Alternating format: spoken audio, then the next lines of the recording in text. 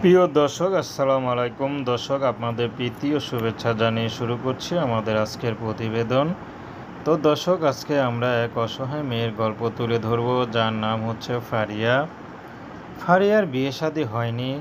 তো ফারিয়ার পরিবারের বাবা নেই, বাবা পরকিয়া করে চলে গিয়েছে। তো প্রথমে খরচ দিয়েছিল, পরে আর এখন আর ঠিকমতো দেয় না। তো টুকটাক যা দেয় তাতে দিয়ে তার পেট চলে না।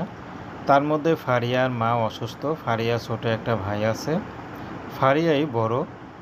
ফারিয়া 4 পর্যন্ত পড়াশোনা করে আর হয়নি। পড়াশোনা খুব ইচ্ছা ছিল, কিন্তু তার বাবা বিয়ে করে যাওয়াতে তার আর পড়াশোনা হয় নাই, কারণ তার বাবা ঠিকমতো খরচ দিত না। তো এখন ফারিয়াদের চলতে ফিরতে খুবই কষ্ট হয়। তার মধ্যে ফারিয়ার বিয়ে শাদির বয়স হয়েছে, কিন্তু পরিবার থেকে আর্থিক অবস্থা ভালো না দেখে তাকে বিয়ে শাদী দিতে পারে না। তো তাই ফারিয়া এখন ইউটিউবে এসেছেন, যদি ভালো একটা মানুষ পায় তাহলে বিয়ে শাদী করবে।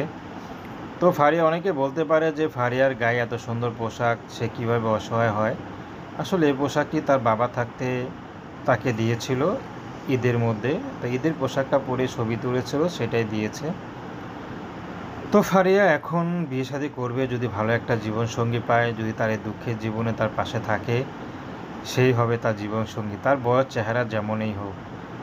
তো প্রেম, ভালোবাসা, সাহায্য, সহযোগিতা, বিয়ে শাদী করা একান্ত আপনাদের ব্যক্তিগত ব্যাপার। আসুন আমরা 5 ওয়াক্ত নামাজ পড়ি, সর্বদাই দেশের সেবা করি। আসসালামু আলাইকুম রহমতুল্লাহ।